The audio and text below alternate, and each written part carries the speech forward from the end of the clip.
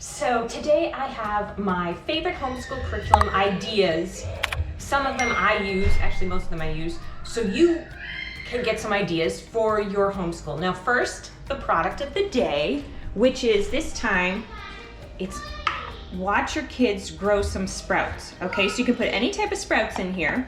So now there's 4 levels, right? 1, 2, 3, you just rotate them every day. And once a day, that's the water container, goes on the bottom. Rotate them every day. I saved this just to show you. And then we're gonna get a cup of water right there.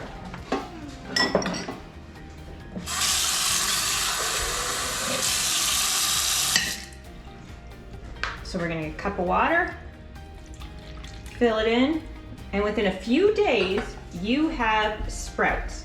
And then you rinse your sprouts and you can put them, I put them on wraps personally, but you can put them on wraps, salads. I don't recommend putting too many in smoothies, but see how the water's running down the side? So it's getting to all of them. So super easy, you get to see how something grows, plus you get, some people put them in soups. If you put them in soups, spread them apart because they'll clump up. Okay, so let's talk about homeschool curriculum ideas. So these are things that maybe you haven't considered before, or maybe you have, but maybe knowing someone else does them might give you the courage to be like, I'm gonna try that. Sometimes they may work, sometimes they may not, right? Like it's not a perfect system. Okay, so number 1 is use the Kingfisher book as a teacher's manual. This is the Kingfisher book. You need the one with the red cover, not the white one. I bought it for $15, but you can get them at the library. But this is kind of a book you wanna own, not the white one. They got the new Kingfisher, you don't want the new Kingfisher. This will lead me into my next thing as well. So, the ancient world, okay? So this is your teacher's guide, the first humans. Then you can search books on that topic and get them from the library. If you watch my videos, I got a lot of different books on a lot of different topics. And you can go through, so you can read this, or you can read it with your kids and get an idea as to what's going on during this time period. See, that's ancient Egypt, so you don't necessarily have to do every time period. Like there's some I'd probably skip, but there's a lot of good books that cover these topics as well when you just look up, when you look up, say, the first humans and what books they got going on for that. Picture books or whatever age your kids are at.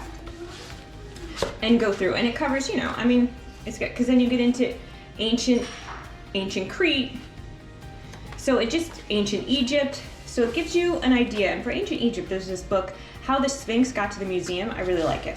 Okay, so that's one of them, is use that. Now that leads into my second one, which is that I always talk about teaching the timeline. And what I mean is the timeline of the world, right? Like the timeline of history as we know it thus far. That's the thing, is that people are always discovering new things. So you think you found, where dinosaurs were buried, and then, oh my gosh, they find something else and realize dinosaurs are way older, or humans are way older than they thought. But for now, the world as we know it, because when you teach that topic, you're going to be teaching geology, and so you got science in there. You're going to be teaching about geography, more science. You got art, and obviously history. So you have sociology. You got a ton of topics that you are covering just by going through the timeline, and you can do it year after year. Take 2 years to do it year after year, and then as your kids get older, there's like books that are at a different level, or you're covering things that maybe they missed the first time around. Now, the reason I like teaching the timeline is because you could do it 15 minutes a day. All you gotta do is pull out some books on that topic, or whatever else you want on that particular topic. And maybe that week you cover, so for example, for 1 week we covered the Ice Age, the next week we covered, and you can tie in museum visits, you can tie in whatever. The point is that it doesn't take long to pull out some books once you've done your research ahead of time, and to discuss the timeline and cover all those topics. You'll cover history, you'll cover music, you'll cover art as you go through the timeline. Now, the reason I like that is because, so for let's say 30 minutes a day, just reading books, however long, it could be 10 minutes, honestly. You have covered a variety of topics. Now, as far as history goes, if you look at the Usborne Beginners, their books, it's $35. It covers a variety of different, like the Iron Age, the Iron Age, the Stone Age, all those different ages as well. For $35, you get the collection of those books, and I think it's well worth it. as far as I'm concerned. You can also just randomly read through those books as well, right? Like you don't necessarily have to stick to the timeline, which I kind of like to, and it's kind of not always possible. But there you go. So if you teach the timeline, you're covering a variety of topics, because what we want to do for the homeschool for this year is you want to simplify it. Everyone does, or everyone should, in my opinion, want to simplify their homeschool, because you don't need to be spending hours and hours instructing and getting this information in. And in fact, if you are, maybe your kids are just a little too young, and maybe if you wait a little bit, they will learn it quicker and faster. Okay, so that's just something to consider. Everyone does things their own way, just something to consider. Teaching the timeline because you cover the variety of topics. Because let's go to the next one, which is, let's go to consider doing school year round. We go to school year round. But because of that, we don't have to instruct very much, right? Like I don't have to instruct very much because we go year round. So in summer, you know how you got summer morning chores? Well, hey, it's just something you gotta do where, hey, you gotta do 2 pages of math.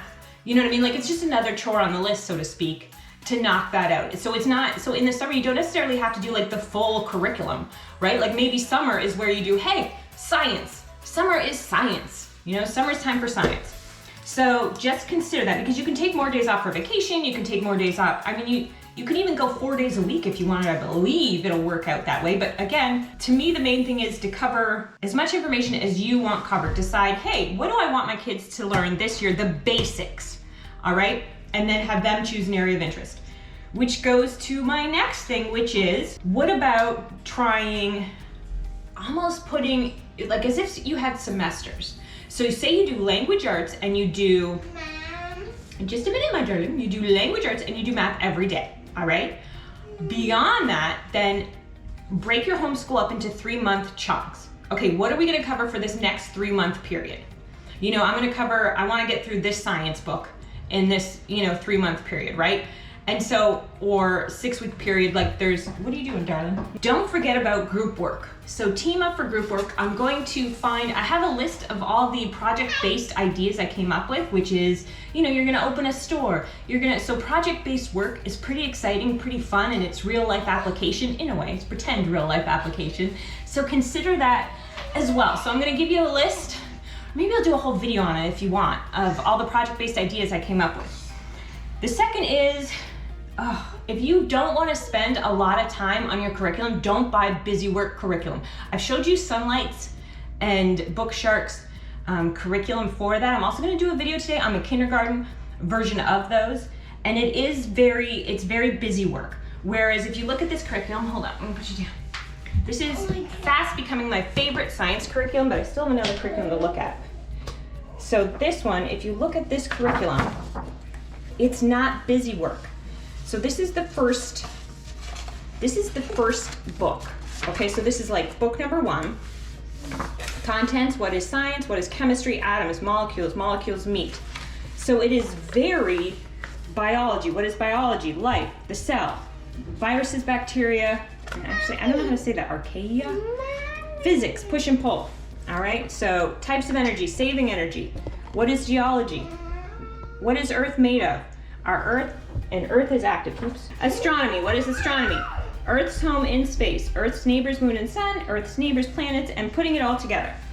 Okay, so the older you wait, like if you wait till, so this can be done, level 1 is generally associated with grade 1, book 1, grade 1, but you can do it in grade 2, and they'll probably, because I think I might save this just a bit longer for the current child I was working on it with, because I think they'll just ingest it more when we go through it. But I'm telling you, it's a great curriculum because there's no wasted time. So you can read a couple pages a day, like get through through sections a day, you know what I mean? And it covers the chemistry, biology, physics, geology, and astronomy. So it's no wasted time. You wait a bit till they're older is what I was trying to say.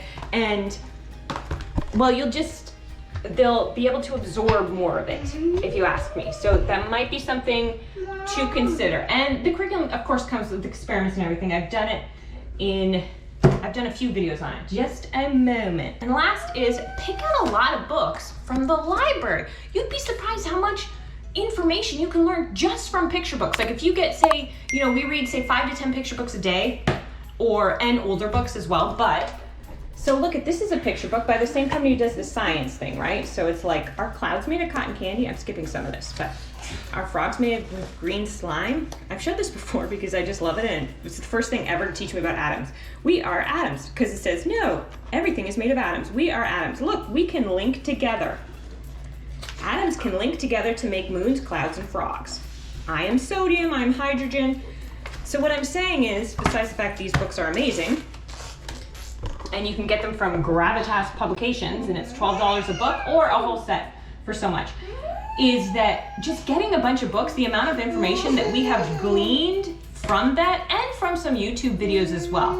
If you watch a few YouTube videos, like if you watch, Peekaboo Kids, and things like that, I mean, you'll learn, and your kids will learn some information even without the extra effort. Like, they're still learning a lot of information, and if you're doing every day you do or every second day, depending on what your schedule is or what you've decided, you do the language arts, some form of language arts, because maybe you do 6 months of, 6 months of reading, 6 months of, I mean, you're always reading, but 6 months of learning to read, and then 6 months of writing, handwriting, or whatever it is, but breaking it up into chunks. But every day you do some math and you do some language arts. You have a full curriculum, and it's not taking you that much time. You teach the timeline in the morning and read in the morning. You do math, you do that, and maybe you throw in some science, or maybe you decide, summer is the science time, whatever. And then whatever subject they are interested in, so music, composition, whatever that. Anyway, you are wrapped up by noon, at the very least. Like, we get up early, so we're wrapped up pretty early too. But and then the afternoon is yours to film videos, or whatever it is that you want to do. So those are my homeschool ideas, curriculum ideas. So I hope you like them. I hope they help. Bye-bye. You say, please like and subscribe. Please like to like. And hit the bell for notifications. Hit the bell for notifications.